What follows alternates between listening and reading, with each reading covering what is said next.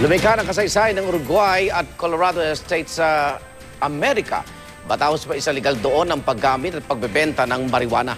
Kaya tila nabuhayan ng loob ang ilang grupo rito sa Pilipinas na nagsusulong na gawing legal din para sa gamit medikal ang marijuana na isa sa mga pangunahing bawal na gamot na inaabuso ng mga Pilipino.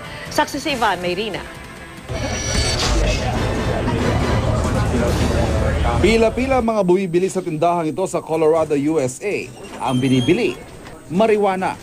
Epektibo kasi nitong January 1, legal na sa naturang state ang pagtatanim at pagbebenta ng recreational marijuana o marijuanang gamit na panlibangan.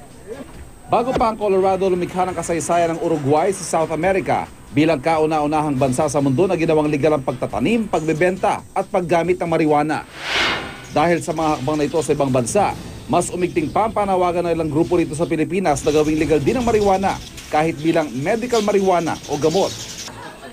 Gaya ng grupong Moms for Marijuana Philippines, grupo ng mga ina at magulang ng mga batang may epilepsy. Anila may mga pag-aaral at tala ng karanasan ng mga pasyente sa ibang bansa na nagsabing napigilan o nabawasan ng marijuana ang seizures ng mga may epilepsy. The research papers are out there. We just need to present it to people.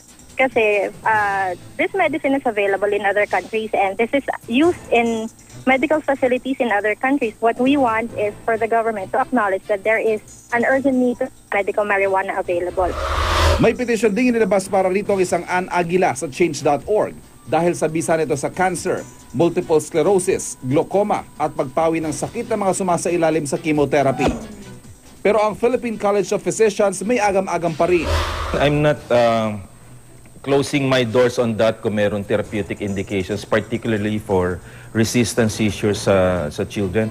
But kailangan muna natin malaman dito kung ano talagang gamit.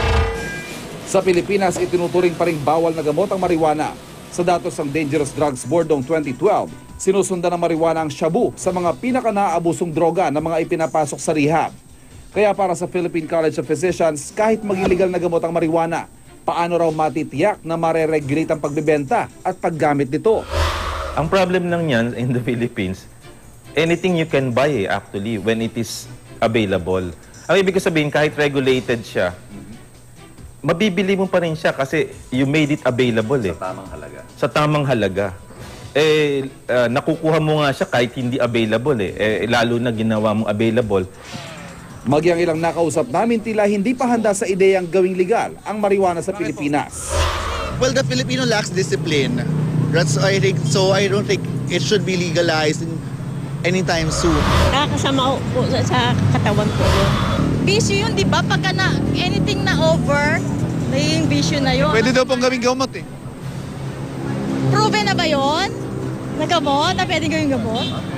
Siguro kailangan pa ng further studies. Ako si Ivan Mayrina, ang inyong saksi.